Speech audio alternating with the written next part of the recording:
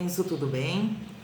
Hoje eu tô gravando a aula do dia 8 de setembro, tá? Terça-feira.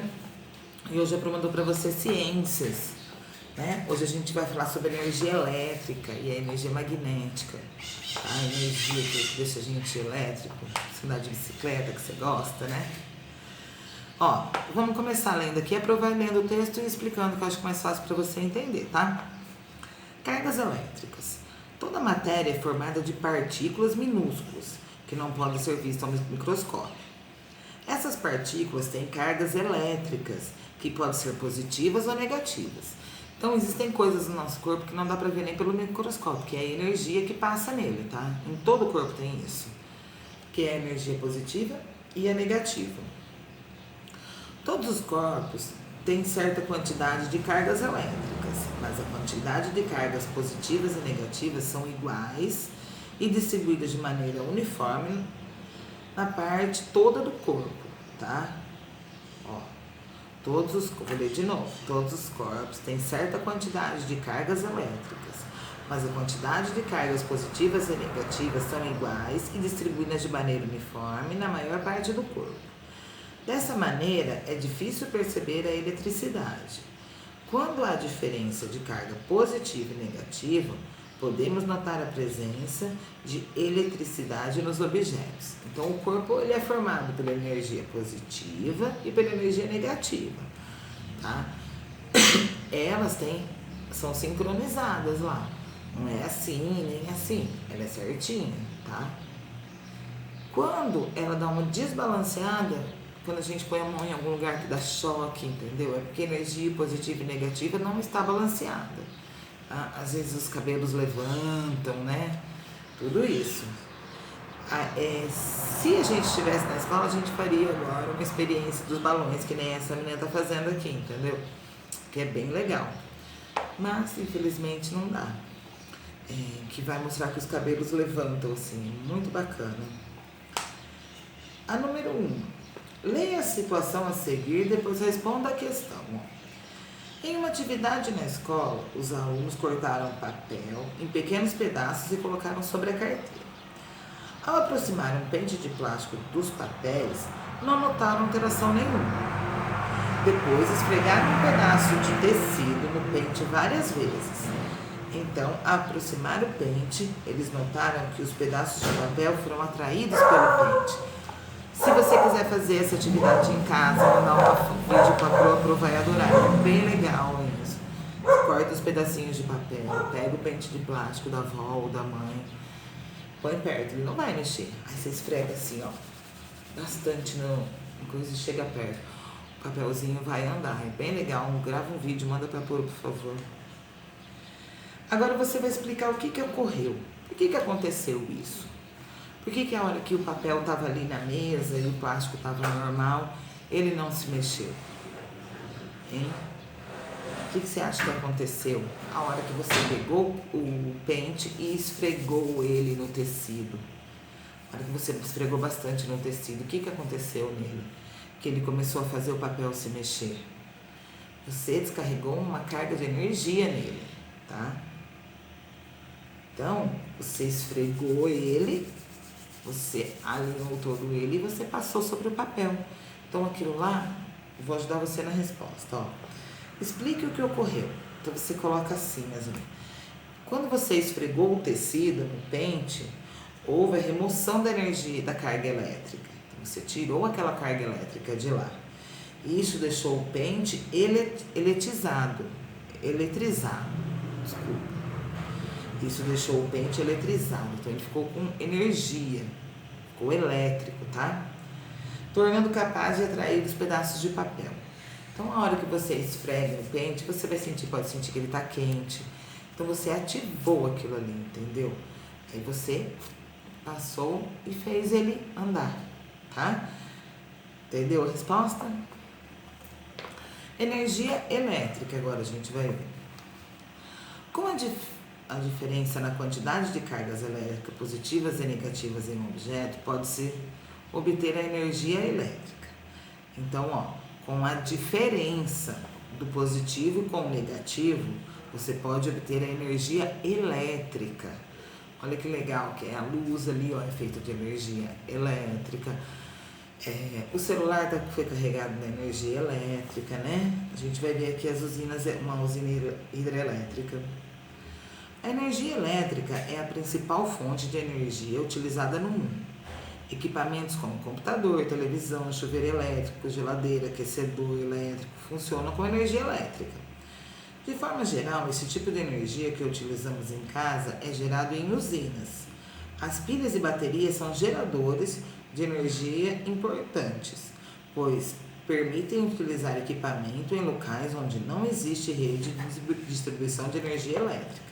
Então vamos ver aqui uma usina hidrelétrica primeiro, depois a gente vai falar sobre a pilha e a bateria. Ó, nas usinas hidrelétricas, a água movimenta turbinas que geram energia elétrica. Essa vista aqui, ó, é a vista aérea da usina hidrelétrica de Xingó e da barragem. É a usina e a barragem. A barragem é essa parte de cima, que é onde segura a água, tá? Aí quando eles soltam, a água sai com pressão e gira as turbinas para fazer a energia elétrica. Tá? E agora as pilhas e as baterias. Antes disso, uma coisa. A barragem, a represa, ela é feita num rio. Não sei se você já foi ali na Barra, tem a barragem, a represa. Então eles seguram o rio para poder soltar e aí formar energia elétrica. Quando abre as comportas, então eles giram as turbinas e produzem energia. Só que quando você forma essa barragem, o rio tem um curso. Quando você para ele, então tudo a natureza, o meio ambiente em volta, ele é modificado, tá? Porque aquele rio, naquela parte de cima, ele se tornou maior, na parte de baixo, ele continuou no mesmo fluxo, mas mudou, entendeu? Então, quando você constrói uma barragem, uma represa para gerar energia, a natureza, o meio ambiente em volta, ele é modificado, tá? Não tem jeito de acontecer sem modificar o meio ambiente em volta. As pilhas e as baterias geram energia elétrica por meio de energia química dos materiais que compõem.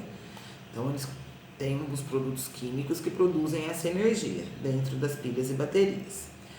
Elas devem ser descartadas em locais adequados, pois possuem substância tóxica, né?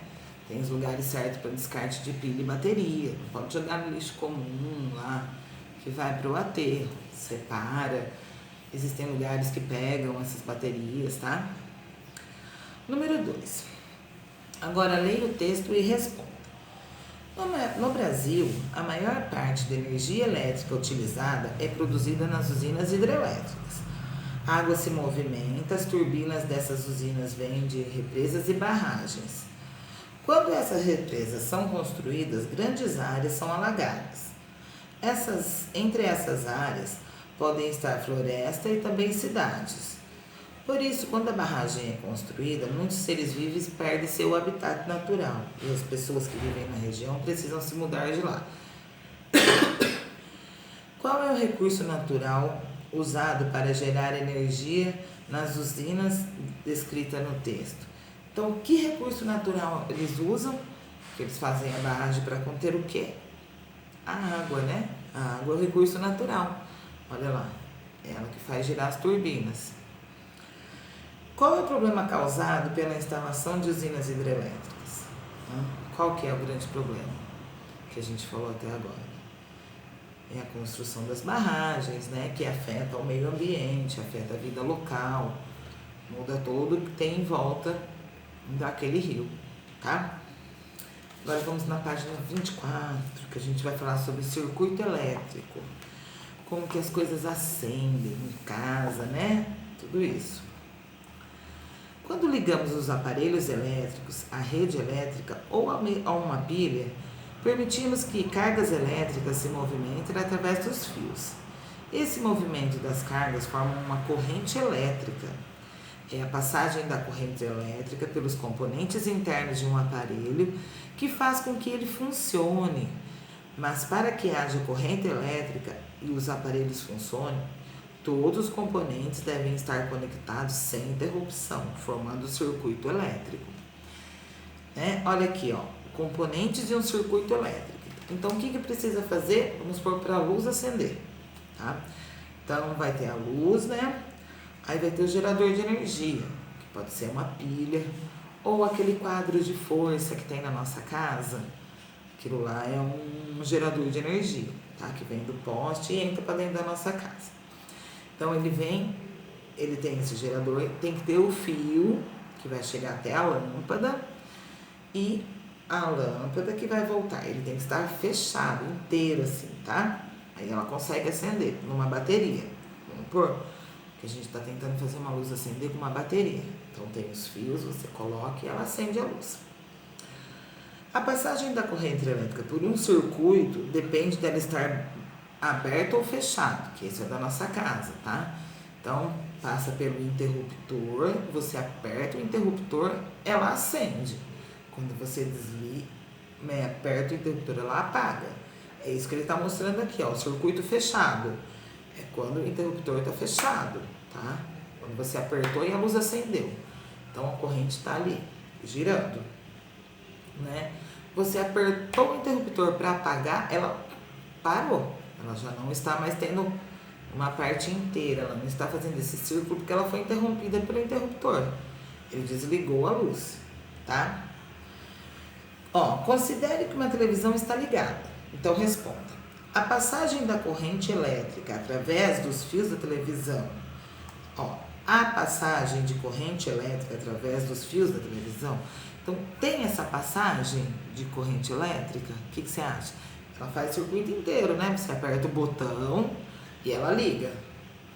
Quando você desaperta o botão, ela desliga, né? Então, sim, né? Quando a televisão tá ligada, tem a passagem de corrente elétrica, né? Sim, a passagem de corrente elétrica pela televisão quando ela está ligada. Nessa situação, o circuito elétrico está aberto ou fechado? E aí, quando ela está ligada, o ciclo elétrico está aberto ou fechado? Então, ó, vamos ver aqui em cima. Quando a luz está acesa, o interruptor está aberto ou está fechado? Está fechado, né? Para daí o circuito poder passar nele inteiro, tá? Então, ó, nessa situação, o circuito elétrico está aberto ou fechado? O circuito está fechado, porque a corrente passa nele inteiro, sem interrupção, né? Se ele estivesse aberto, a corrente pararia de passar, né? E é isso. Qualquer dúvida, entre em contato com a Pro, tá? Manda foto das atividades. Um beijo e até amanhã.